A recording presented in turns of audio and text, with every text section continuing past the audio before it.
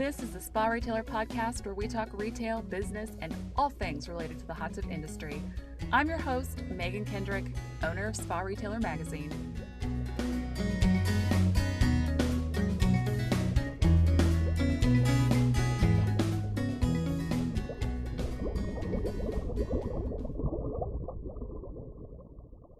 Today on the SpaRetailer Podcast, I have Shandi Evertsen, General Manager of Tropical Spas in St. George, Utah. So thanks for coming on with us today, Shandi. Oh, you're welcome. Thanks for having me. I'm excited. So it's been kind of a wild year for you guys at Tropical Spas. You had a bit of a disaster that we'll get into more detail about in a little bit Yeah. here. But I mean, before we do that, can you tell me how you got into the industry and how you ended up at Tropical Spas? Oh, it's a crazy situation. My background's hospitality management, actually. I went to my college's business management, and then I was in hospitality management for over a decade. And then that little thing called the pandemic happened. And so we all know how that affected hospitality and travel and tourism. And so I Yeah. was actually living out in Michigan at the time and managing a triplex and a Marriott triplex out there. And we went from 250 associates down to 12 Ooh. during the pandemic. Yeah. So it was just a lot. It was a lot. And so I ended up and taking furlough, and my husband and I decided to move back here to St. George, where we both call home, and start a gym. And I was going to go into nutrition coaching. And Okay. so, yeah, so we started a CrossFit gym. We went into nutrition coaching, and one of our clients at the gym, things just weren't really taking off, and the housing market was crazy down here. And so I was really missing the industry. And my husband and I are great partners, but we're not that type of relationship where you can like live and work and do everything together. Yep. I I get it. love I don't him, there's but there's not very marriages that are like that. Like that is we all need a little break and a little space. yeah, that's a gifted breed if you can kudos to the people that can do that. But so I wanted to get back into something management style, and one of our gym members, her brother actually was looking for someone to come on and help manage his business. It taken off during the pandemic, and he owned Tropical Spas, and she introduced us, and he had really grown it from a grassroots effort, and they were just doing everything on Post-its and figuring it out, and they called it the redneckery way of getting things done. And so it was a little bit chaotic and disheveled. And so he was just looking for someone to come in and organize it and put some structure behind some of the processes. And that was 3 years ago. And he had a goal of selling it. He had a 3 to 5 year goal of selling it when I came on, and that goal ended up being 3 to 5 months. And three Wow. months, yeah, it was 5 months after I came on in November. And in May that year, then it got sold to the new owner, who is Ryan Griffith. So he owns it for the last 3 years. And yeah, and I'm still here. Wow. Yeah. I mean, what an insane time to come into the hot tub industry. I mean, Yeah. it's really interesting looking back at that period, the industries that kind of the winners and losers of the different types of businesses during that Mm, time frame. And at the beginning, I think all of us in the hot tub industry are like, well, we're out of business. And ended right. up being completely the opposite. But yeah, and then you come from travel and hospitality where it was brutal. So Yeah. it's interesting you went from one extreme to the other in Uh-huh. that time period. Yeah, it was super crazy and I knew I've had a hot tub, but I didn't know much about it. Grew up in a small town where the hot tub was the horse trough. I was just like, oh, people are paying hand over fist for these things. They're just stuck in their backyard and they have all this money and want to make their life better. And the more that I've learned about the industry and the benefits of it, it's just an amazing industry to be into. Yeah. It doesn't take long for, people to get that chlorine in their blood and really buy into, yeah, everything that a hot tub can do for people's lives. I think a lot of us started, just needing a job, and now here we are, decades Yeah. later.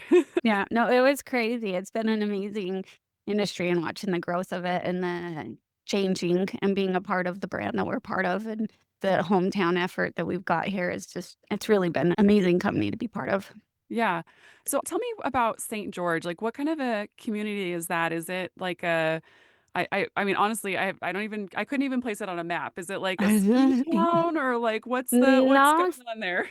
St. George is in the very southwest corner of Utah, so we are actually Okay. just right on the border. Arizona border is about 3 miles down the road, so we're just about 2 hours north of Vegas, actually, so we have Vegas Okay. weather. So we're down here in the Little Bowl. It's sunny St. George. We hardly ever get any snow. It's absolutely stunningly gorgeous here. So I don't want to brag too much about it Mm. because then we'll get even more people moving in, which I guess is good for me. They'll buy a Yeah, hot tub. more people to sell hot But tubs to. Yeah, sure. it is primarily a retirement community and a second home community, so a lot of vacations, there's a lot of tournaments, soccer tournaments, big kids sports, things like that, but there's lakes, national parks, Zion National Park, Snow Canyon State Park, all of it's within just a few hours drive, Bryce Canyon, so we're, Okay. a couple hours from the Grand Canyon, so huge tourist destination, absolutely gorgeous. Yeah, that whole, Utah State Park, National Park, that is Mhm. kind of bucket list, and I keep thinking this is gonna be the summer where we're gonna do it, but Oh, not yet. yeah. Yep. We will sometime soon, hopefully. Yeah, so we were actually just at a housing, thing, my sales lady and with the Southern Utah Home Builders Association, and they said that we just reached 4,000 short-term rentals in the Wow. market, and for I think our population's about 170,000 right now, so it's pretty big chunk Yeah. of it. Yeah. Yeah, and hot tubs are so great for short-term rentals like that. Like, it's just Mhm. an added bonus for someone trying to get their listing to be the one that someone chooses Yeah. to sign on to. So, yeah, it's an interesting niche in the is that kind of second home, VRBO kinda Yep. places. Yeah. Fascinating, yeah. Well, so tell me a little bit about tropical spas. So it's recently, within the last 3 years, changed hands, but Mhm. kinda I mean, what do you know about how it got started at the beginning? So we got started actually 40 years ago. The previous owner's dad started it with fiberglass pools. So they used to manage like KOA camps, and somehow he got into fiberglass pools and installing fiberglass pools. So it used to be tropical fiberglass pools and spas.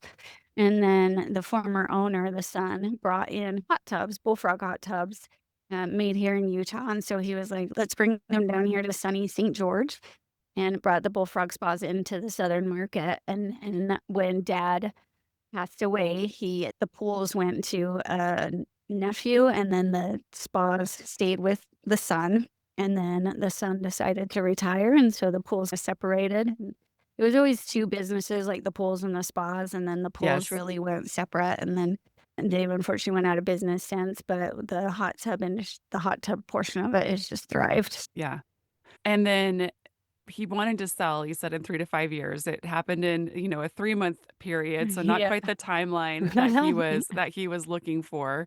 It was a bit chaotic, yeah. Yeah, absolutely, and especially when you had come on to kind of help, get things in order, and I imagine sort of, prepare the company for that process, and it's like, "Never mind, Mhm. it's happening now." Yeah. It was definitely an interesting time because there was the former owner 2 of his sons worked for the company, and then some of the people that had been with the former owner since the very beginning, and And I'm I sorry, come f I should ask though, what was the former owner's name? his name is Bruce Hardy. Bruce Hardy, okay, thank you. Mhm. Yeah.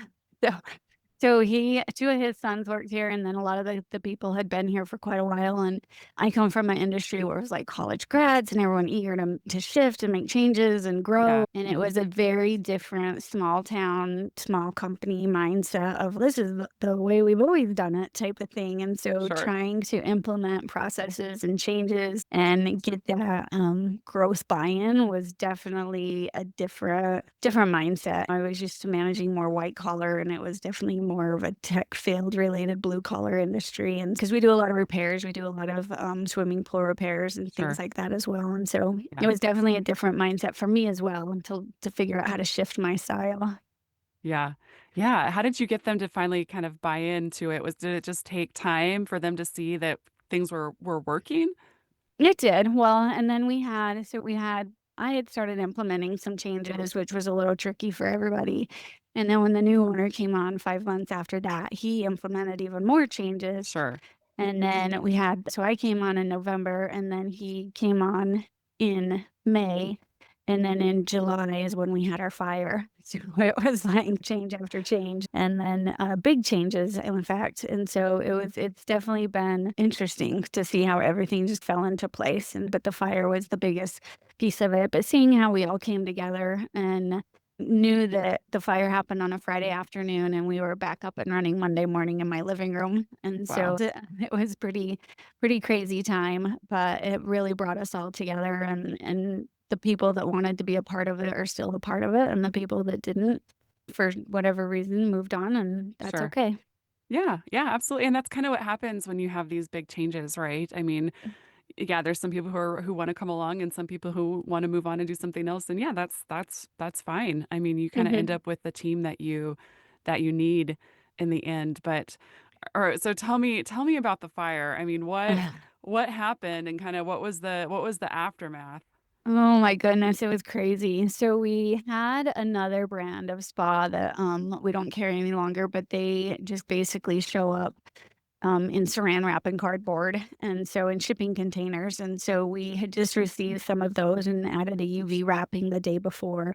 And we have a lot behind our showroom that's a little bit elevated, and that's where we stored all of our spa. We had all of our stuff spas stacked 3 high back there, and nobody was out there when it started, so we're not exactly sure what Mm, happened, but it was 112 degrees. Again, we're desert climate here, and so it was 112 degrees on a July afternoon, and someone came in one of the techs came in, they'd all came in on a break and went back out, and they're like, "There's a spa on fire," and so I was handing fire extinguishers, and that's weird, and yeah. trying to find the other fire extinguisher, and by the time I walked out the back, it was just a blaze. It was so crazy. We have video footage of the 3-minute time lapse it took from that time that first spa caught fire, and I think something just got under the UV wrapping and just smoldered and ignited, and it was in 3 minutes, we had lost 70 spas, and it was just a Wow. huge inferno, and they said the fire department said that it was the biggest plume they'd ever seen, but it took a couple hours to get out, and then the wind was blowing as well, and so the lot was elevated. It was a huge plume, and it blew it into the back of our showroom, and our showroom has some beautiful skylights, and by the time the skylight so it caught the roof, and then when the Yeah. skylights melted, it just flashed the showroom, so we lost Wow. everything in the showroom as well from the top down. So it was just a total gut and remodel and Yeah. everything, and so Man, we so what I mean, it happened so fast. I mean, what are so you I mean, fast. you said you were handing out fire extinguishers, but I mean, what did you do once you realized, like, this is not containable, like, we gotta get out? Yeah. It was just crazy. So we walked out back and saw that it was just growing rapidly, and then there's, an alleyway and stuff, and so I was telling the guys, "Let's get the forklift out of the way," so we'd already lost one forklift. We had a truck was parked in the driveway, and the keys to that truck was on the forklift keys of the forklift that had caught fire, so we were trying to find extra keys and finally came into the store and was like, "Okay, everybody's gotta get out. The fire department's already on its way." So we just kept thinking about the fire department's on the way. They're just gonna put it out. They're gonna put it out. They're gonna put it Yeah, out. And we yeah, had no idea how bad it would spread, how fast. And then when I thought to myself, I'm like, "Oh, I should grab, like, computers and stuff." And I'm like, "No, it's gonna be fine."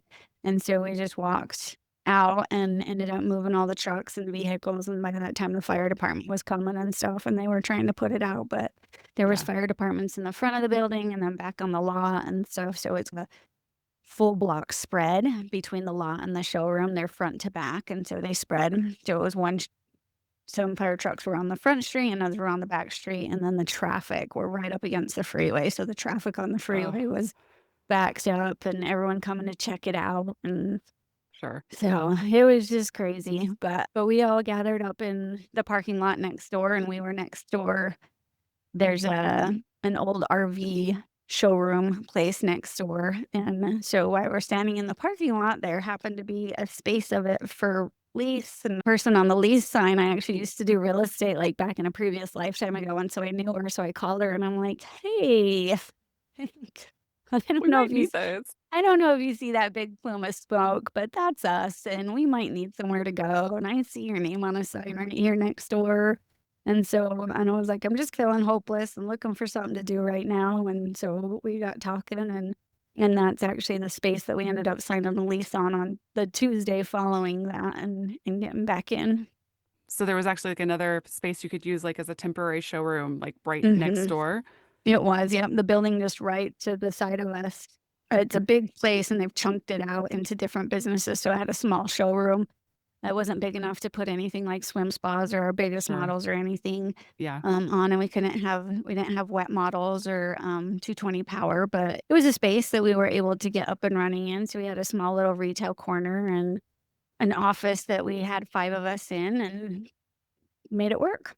I mean, what does it look like, trying to, contact customers, I imagine, and be like, well, we had your hot tub and now it's gone. Oh, yeah. What is Yeah. that like trying to kind of like, because you've got the, the fire aftermath to deal with, which is a Mhm. huge bear, I imagine, with the fire department, the insurance company, the Yeah. manufacturers, your vendors, like there's all of that part of it that you got to deal with. But then Yeah. there's also the customers. You've got customers that have already bought something that you need to deal with. You've got Mhm. customers that you're trying to like in the funnel that you still want to like sell stuff to. I mean, how do you Yeah. kind of manage all of the craziness? It was a little bit chaotic, but for the most part, everyone was understanding. Sure. Yeah.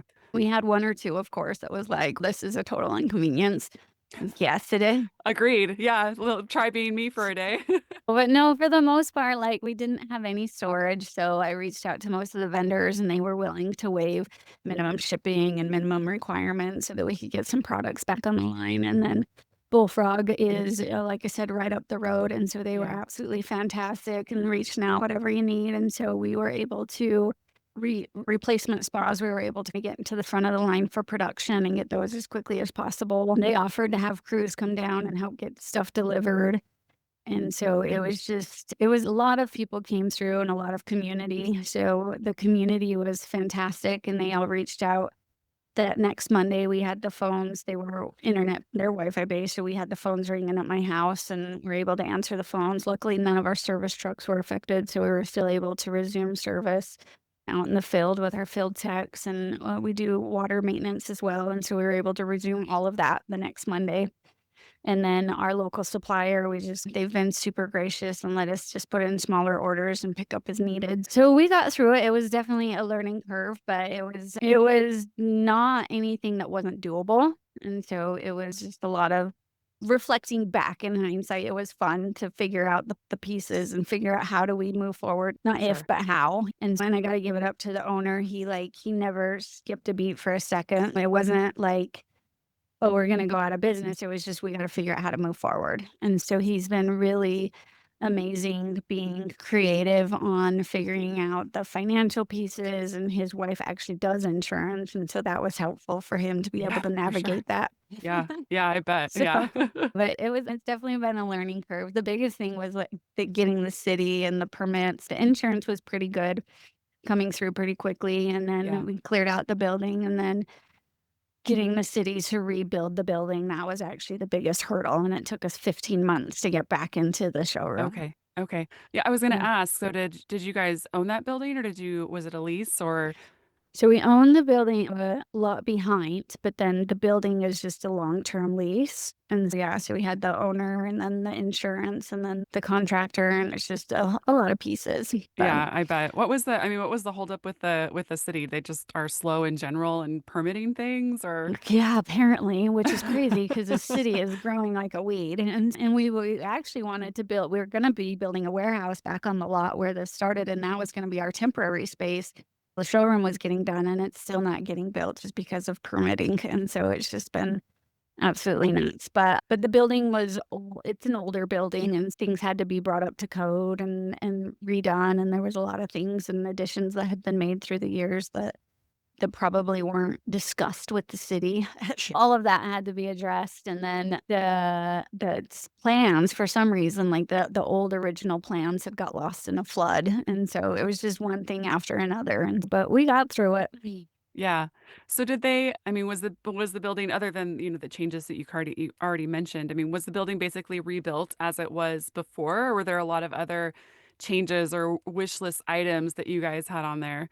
No, we were able to so we took out all the office space, so before it had some office space in it, but it's the main front of it is, the front of the building is all windows, and the windows were Mm, shattered out from the fire, but the structure of it, so the walls are cinder block, and so it was okay. all still standing and structurally sound, and so there's a big wood beam that runs the length of it and the width of it, and so that had to be replaced, which was pretty crazy to watch them have Yeah. to take down. They had to build, like, a fake wall and hold up the partial roof that was still there and replace that beam and then rebuild the roof. It was pretty amazing how they were able to get it put back together. It sounds like everyone was kind of just all hands on deck right away, which is always something that I find so interesting and kind of endearing when you have these tragedies is that as just the resilience of people, like, a Mhm. lot of it's like you kind of take a moment to be like, okay, well, this is bad and I'm sad and this is upsetting. And then it's just like boots on the ground and everyone like gets to it and does what needs to be done. And we never want these things to happen, but I'm not sure that there is any more of a team building event than, Yeah. a natural disaster that you have no control over. Yeah, we definitely trauma bonded. That's exactly what it is, right? Yeah. Yeah, and no, we wanted to, like, we kept laughing because we wanted to make shirts because every customer that came into our temporary space was like, "How long until your other building? Did the insurance pay for it?" There was this Mhm. just chain of questions, like, all Yeah. the pregnant women want the shirt of, "No, you can't touch my belly. Yes, it's a boy, blah, blah, blah." Yep, yep, yep, yeah, so you kinda had to relive it every Yeah. every time someone walked into the showroom because they all needed Yeah. to know what had happened. Yeah, but now it's so great. Everyone walks into the new showroom and they're like, "We're so happy you're finally back in your showroom." And we've definitely got that loyal customer base that we just are super grateful for. Yeah, absolutely. When were you officially back in the building again? So we ended the lease on the other building October 1st. And so Okay. we were really pushing the contractor. We're like, we have to be in here. And so the Yeah, owner, poor guy, pulled like probably 2 weeks of all nighters just getting everything in here, and the floor wasn't working. We've got this beautiful epoxy sheen gray floor, so they had to keep redoing it. There just kept being all these hurdles, but the owner was yeah, like, "Nope, October 1st." So we made it work. yeah. Man, that's, I feel like he probably needed, like, a month off after you guys finally got in there. Oh, for sure. No, he did. And so and then we went into Costco events and then the holidays, and then it's just been and now we're having like a model reset, and so it's just never there's always something going on. So you just gotta Yeah, keep going. yeah, for sure. How does it feel now that you're back in there? Does it feel like a kind of like a new beginning, or I mean, what's it been like to be back Oh, in. yeah. We still don't ha we took the office space out of the showroom because we were building that warehouse behind where most of the like, our service center and our routes and things are gonna Right. be housed out of, but that warehouse is not done, so we've literally got 4 people officing in the break room, and and I am on the sales floor with the sales associate, Joanne, and so and then we've just got some connexes over where we were leasing. Sure. So we're still a little makeshifty. We're only 80% there. The warehouse is really going to be huge. Our goal is to become Southern Utah's largest dealership and service center hot tub. And that's the goal and that's the vision and that's what we're working towards. But when we have Yeah. that warehouse, it's going to really be helpful to grow into that. I mean, you're right though. It's never really done, is it? There's always Yeah. there's always something. But you guys have had Um, a lot of somethings over the last, 4 or 5 years, it seems like. yeah. It's always been something. Yeah. So, So when you came in and started kind of evaluating the business and making changes, like you said, would you call it redneckified way of doing mhm, business? yeah. What were some of the changes that you made that you feel like have been really, really beneficial to the business? Because you guys aren't alone. Like there's a lot of companies in our industry that are in that place Yeah. of, they bootstrapped it, they, Uh-huh. cobbled things together, and now they're a bigger business trying to figure out, how do we make this more of a modern situation and move towards Yeah. better growth? Yeah. The biggest thing was just getting the software and the processes. When I came on, we were using like 6 different softwares trying to get them to integrate in the back end because Yeah, we the had the worst. retail. Yeah, we had the retail, and so finding a software that does a point of sale as well as service, as well as high ticket sales, as well as Mhm. remotes, like, you have a software for all of that, and so it was really hard to find something to integrate everything, and so inventory was just non-existent because Yeah. you could sell something at the front counter, and then they could use it out on a truck, and then they could use it for a route, and then it's just you never know where anything is. Yeah. So that was the biggest kind of chaotic piece was, Yeah. trying to find a software that worked, and so we were trying to piece everything together. I was trying to work with what they had already, just getting it to integrate, and then when Ryan came on, we started a whole new EIN, and he found a software that does almost everything. It does a Yeah. lot of everything, just nothing really well. So he's What did you end up going with? so we're using Glue right now Okay. for we were using it for everything, but we just found for routes it's just not the best. And so we actually moved over to Pool Brain for our routes just recently. And so we're trying that out. So we do have two softwares now, which are not, it's Yeah. not ideal. The owner's actually in the process of writing our own software. So we're That's hoping to have a familiar story of people in the yeah. industry. Like, they find things that work really well for certain aspects, but, I think every business is set up different. And so Mhm. it's really hard to find a software that's just like, cut and paste for what you actually need it to do. Yeah. Yeah, like, we've got techs in the field, and that's the most frustrating thing, like, our techs are really our backbone, and so if we have them out in the field frustrated because they don't know where they're going or they don't know what they're doing, Yeah. that you just can't have that, and so that's the biggest piece for us is making sure that our techs can do their job efficiently. Did you say you guys do swimming pool service as well as hot tub Mhm. service? Did you say that? I think.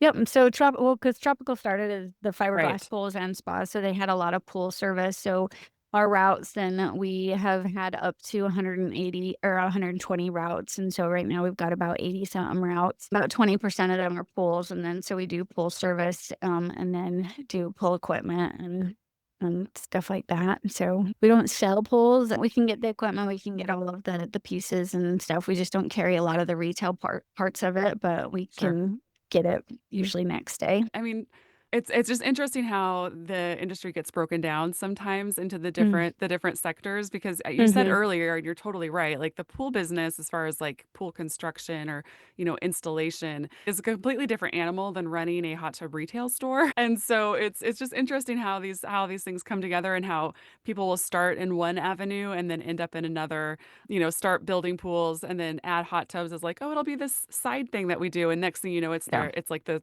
core business. Yeah, yeah. So our hot tubs are 80% of what we do. It's like selling hot tubs is at the end of the day, like what we do and what we Yeah. really put all of our efforts into is getting these hot tubs into the market because they are such a valuable piece of luxury for people to have. And people come in and they don't know if they people don't know that they don't know how great they are Right. until they come and they see them. And then our brand is not the cheapest brand on the market, but we feel like we have the best product and definitely it's made here in Utah. We just feel like we have the superior products. And so we want Yeah. everyone to know about it and have everyone have one in their backyard. I love that. I feel like you've definitely drank the hot tub Kool-Aid in this short amount of time that you've been in the industry. So it's just so nice, and they're so relaxing, and that's what we're selling is peace and serenity. I love when people come in and tell us, like, there's so many people that say that their hot tub water is truth serum, like, they get their kids in it, and they can't have their cell phones, and it's just when their kids start talking to them and communicating, and that's Yeah. how I grew up in a small town where we sat down to dinner every night, and so I just love that piece of it to bring families together and bring people together. Yeah, absolutely. I mean, and it's so true. We had a hot tub growing up and it was the same. That was when we had some of our best, conversations with my parents Mhm. when I was that age was in the hot tub. So, is there anything else that we haven't touched on about the fire or about how the has transformed over the last few years that we didn't touch on? Oh gosh, I don't know. It's been a roller coaster, that's for sure. Yeah, it sounds like it. Yeah, it's been a lot. It's been a lot, but it's been I worked for brands like Hilton and Marriott and some of the bigger hotel management companies and been in some crazy troubled properties and turned them around. And Mhm. this by far has been the most challenging, mentally challenging role I've ever been in because it is a smaller group of core group of people, and then you've gotta Yeah. mend those relationships and grow in a small town, and so it's been really fun to be able to shift and watch the team grow and come together. Our foreman, he's one of the best people I've ever met in my life. He's just a good person Yeah. and will do everything at the end of the day, and so he's been a really big backbone for this company, and then we've had a lot of turnover too, and the people that couldn't let go of the way things were, and the way that I Yeah. always came in management was you hire personalities and attitudes and not necessarily talent, and everyone kinda knew 100%. their job before, but there was a lot of inefficiencies, and so we really had to drill down. We had this company at the highest had 24 associates, and we're down to 12 associates, and we're getting the same amount of work done.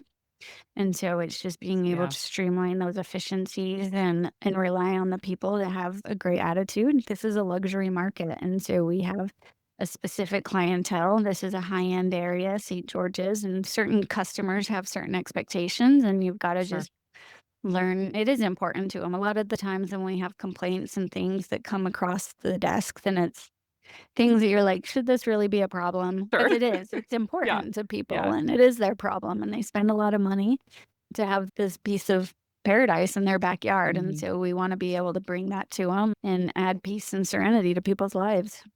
Yeah. Yeah, absolutely. Well, are you ready for the Spa Retailer 5 then? Sure. All right.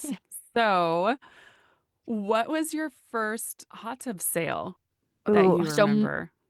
my first one of my first sales, because I was trying to remember this, because I came on as manager, we had 2 salespeople, and so I didn't get really involved in the sales, but there was a little show up at the Iron County Fair, and it was, like, in an arena in dirt, like, they just put up, like, the panels, Yeah. Oh the my. cow panels and Yep. to make your little booth, and so we'd taken a little, I can't remember if it was a R7 or an A7 up there to put on display, and I was up there for 2 days because our salespeople couldn't, go up there, and I ended up selling that spa out of the arena, and so it was a lot of fun. Oh man, that's so funny. I mean, the things that happen at shows, it's like Yeah. it's just something's gonna go wrong, something's gonna be weird, and you just gotta roll with it. Yeah, no, it was a lot, like, we were cleaning I was, like, rolling up the carpet, and I had a couple people interested in it, and I was like, "Show is special," and I'm like, "Don't let me take this home," and the guy decided, like, last minute, he's, "Yep, I'll take it," and, like, literally made the transaction on my phone, on the internet. Got it Funny. done, though, it was Yeah. awesome. Yeah. What was your first real job? My first real job? Yeah, your first real job. Oh my goodness, it was actually running a Western retail store when I was in Oh, college. So okay. I Okay. managed, I was from a little town I'm from a little town called Lawrence, Utah, which is coal mine country, Okay. but the town north of us, about 45 minutes, is Price, Utah, and so there was a Reams Western Outfitters there, All that we right. opened up, and I managed a retail Western store. Still can't stand country music to this day because of that. I'm saying a little too much for you. Yeah, there was one country station I had to listen to all day, and I got through that phase. It ruined it. It ruined it for you forever. That Yep. happens. Now that you've been there for a while and you've been making changes and doing all kinds of stuff, is there one idea or thing that you've tried that just did not work out that you're looking back, you're like, yeah, we should have tried, we should have done it differently. Probably trying too slow to make big changes. So Mm, trying to when I came on, then it was a lot of that kind of fixed mentality, and so I didn't wanna rock the boat too much and sure. upset people too much. And I've learned that's me not giving a fair advantage to the associates and thinking they can't handle it. That's Yeah, not fair of me to assume that, and so I shoulda just came in and let them. "This is what we need to do for the better of the business," and not try to sugarcoat things and not try sure. to Just ripped off the Band-Aid. yeah, just make the changes that you need to make the changes, and it will work. It'll work Yeah. out. Yeah. Yeah. Yeah. That's actually a great one. I mean, that's a good reminder for I think a lot of businesses. Sometimes you want to have everything planned out so it goes perfectly, and that's just Uh-huh. not possible. And it's like you just gotta do it. You just gotta Yeah. start.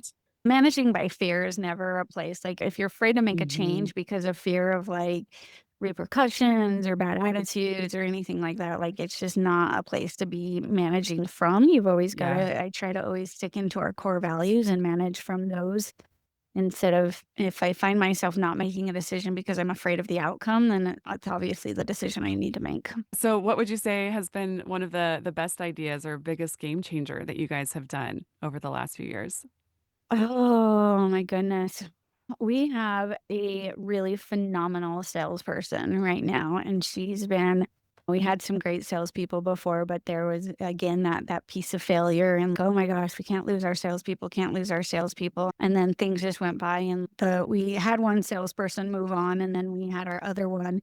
And she actually gave her notice. And that week I just was like, okay, I've got to go do a reset and get my mind clear. And so I'm part of these emotional growth seminars that I've had in my life. And so I went and did some kind of soul searching for a couple of days to figure out what direction, how are we going to get through this next? I'm going to have to step onto the sales floor, which I love, but I'm going to have to take this over. And I went into this seminar and actually met Joanne, who and she was there as well. And she was there trying to decide if she was going to get back into the workforce after her kind of becoming an empty nester, Yeah. and we hit it off, and because I took that time to step away and kind of root back into my core beliefs and make sure that I was making decisions for the right thing and looking for some guidance and clarity, then I was able to get pointed in the right direction, and I really believe that Joanne, like, we met because of that, and Yeah. so it was serendipitous. Yeah, absolutely. Like I have chills right now because I just love those kinds of stories, where Mm, it's like, yeah, when you do the right thing, it works out. And yeah. then like, where you're not trying to make a knee-jerk decision or like you said, a decision out of fear, like we gotta have a salesperson, I gotta hire someone right away. Like Right. when you take the time to do things the right way, that how it just kind of pays off in bizarre, bizarre, like you said, serendipitous ways sometimes. Yeah. Yeah, it really worked out, and so I really believe that all happened for a reason. Yeah. Yeah, absolutely. Do you have a favorite like book or television show, podcast, something that you Mhm. go to either to learn from or just give your mind a break? I'm a self-help junkie. All of my books are about business or Yeah. self-improvement. I'm Yeah. not a fiction reader. I love the Mel Robbins podcast. Okay. She's one of my favorites, and then she just came out with her "Let Them" theory. I haven't read the book yet, but I Okay. absolutely love the theory of just let people be who they are and it will work out the way that it's not let them walk all over you. It's just let them be who Yeah. they are and then make your decision based on your values. So, That's awesome. That's great. yeah. I'll have to check that one out. That sounds Yeah. good. Well, thank you so much for coming on the podcast today. I really appreciate it. Congratulations on making it through this kind of trying time. It sounds like you guys are stronger for it, but definitely trying and challenging. So, like good on you guys for hanging in there and getting it done. Thank you. Yep. It's definitely been a challenge, but we believe we're not going anywhere and Yeah. we're super happy to be part of this community.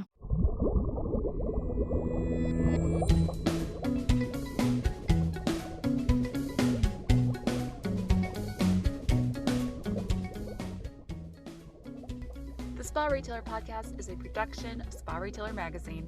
Let us know what you think by leaving a review or emailing us at podcast@sparetailer.com. Thanks for listening.